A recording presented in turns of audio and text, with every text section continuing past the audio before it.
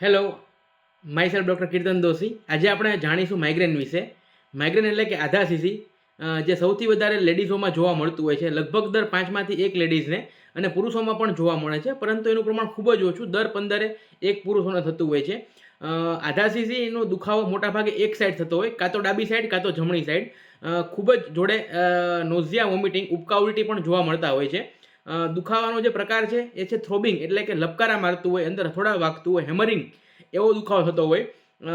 એને માઇગ્રેનનો દુખાવો લાઇટ અથવા અવાજથી વધી જતું હોય, દર્દીને જોડે ચીડિયાપણું લાગતું હોય, શાંત વાતાવરણમાં કે બંધ રૂમમાં બેસવાથી સારું લાગતું હોય છે.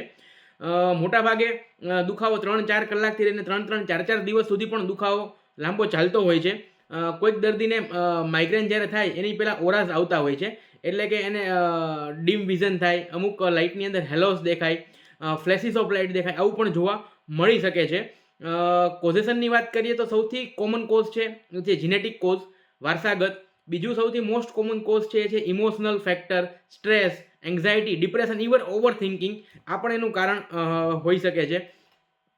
બાકી સ્કીપિંગ ઓફ ધ મિલ્ક, એટલે કે ભૂખ્યા રહેવું, બે જમવા વચ્ચે અંતર રાખવું, આ પણ એનું સૌથી મોટું એક કારણ ક્યારેક જોવા મળી શકે છે. હોર્મોનલ ઇમ્બેલેન્સ પણ આનું એક કારણ હોઈ શકે છે.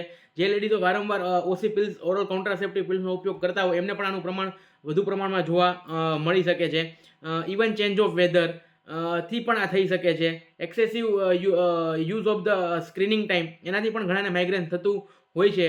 ટ્રિગરિંગ ફેક્ટર્સની અંદર over use of caffeine, over use of tea, over use of alcohol or drinks, આ પણ એનું એક કારણ બની શકે છે.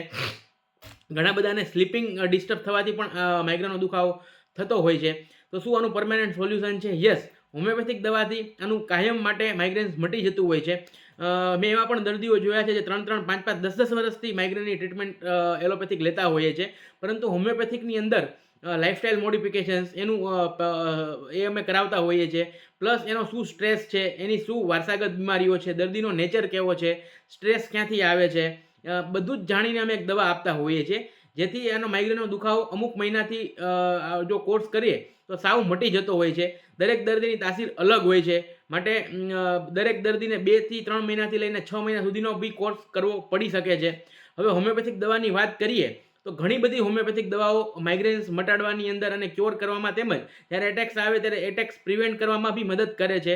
તો આવી there are so many homeopathic medicine, જેમ કે બેલાડોના, બ્રાયોનિયા, નક્સઓમિકા, લાઇકોપોડિયમ, સલ્ફર, ઇવન કોક્યુલસ, સેંગ્વિનેરિયા, સ્પાઇજેલિયા, જેલ્સેમિયમ, મેલીલોટસ, આ બધી જ દવાઓ એના લક્ષણો અને દર્દીની તાસીર જોઈને જો પ્રોપર આપવામાં આવે તો માઇગ્રેનનો દુખાવો કાયમ માટે મટી જતો હોય છે. Thank you so much.